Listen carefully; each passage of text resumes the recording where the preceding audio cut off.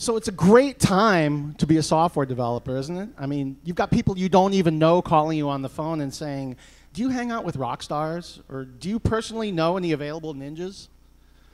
I mean, it's crazy. And it's not just Ruby on Rails. It's any kind of software development. As Rich Kilmer pointed out last year in his conference presentation, a few months before he sold his whole company to their biggest client. I mean, it is absolutely nuts. The Department of Labor of the United States estimates that the demand for programmers is going to go up about 35% over the next 10 years, which is ironically the same amount that we have a decline in computer science education over the last 5 years. Clearly, we're on an unsustainable course. I call it peak programmer, and I think it happened sometime in the 90s. And who's to blame?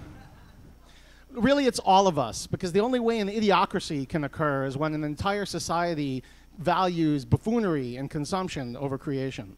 But it wasn't always this way.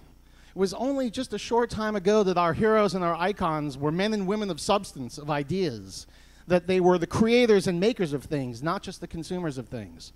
So you're probably wondering, what can I do about this? I mean, how do we turn this whole thing around? What can be done? It's really quite simple. We need to win the hearts and minds of young people. Right? Think about it. It's all about the power of play. Many of the best software developers today got their start just playing with computers. Right? It's just about play. So why the Lucky Stiff understood this really well and spent a lot of time thinking about kids and programming and how can we teach them. And he created an amazing thing called Hackety Hack that many of us have played around with, because he realized that programming is fun. I'm going to say that again. Programming is fun. And you don't need fancy graphics. You don't need anything complicated. The Apple II and the Commodore 64 that gave a lot of us our start had very simple graphics. It was the immediacy that you could put in some simple code right after you turned it on and do something. But why the Lucky Stiff disappeared back into the magic programming world from whence he came, and he left his things behind, and despite the heroic efforts of people like Steve Klobnik, who actually quit his job to work on them, we decided it was time for something a little different, time for a fresh start. So we called it KidsRuby, and we drew a lot of inspiration from Hackety Hack. It's just standard Ruby. That way you can put in simple things like puts, my KidsRuby is awesome, or my dad sucks, which is what my kids do. But we drew more than just inspiration from Hackety Hack. We're actually compatible with a lot of the code. You can use a lot of the examples. We call it turtle compatibility. And so turtle graphics are a great way to teach kids how to program, and that's something that we thought was really important. We decided we would take it even further, though. There's a fantastic kids programming tutorial created by Alberto Morales called Ruby for Kids, and we incorporated that along with KidsRuby, and we include the Gosu game programming library because kids just want to create games. That's the only reason they want to play with computers, is they want to make games.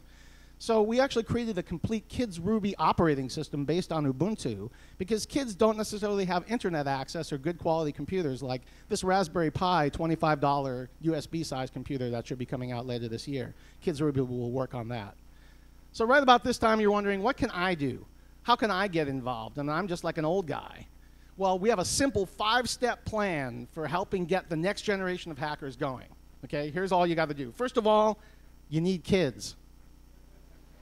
Now, if you do not have kids of your own, we will not provide them. However, you can find kids. There's kids everywhere. There's kids in school. Your friend hackers have kids. Okay, so once you've got some kids, then the next thing that you're going to need is a location to hold that. We found that co-locating a kids programming class at the same place that a geek conference is really fantastic. And we did one a few weeks ago at Bar Camp Los Angeles, and we did one earlier today here. It was really excellent, very, very successful, lots of fun. Okay, so you've got a location, kids. Now you need volunteers.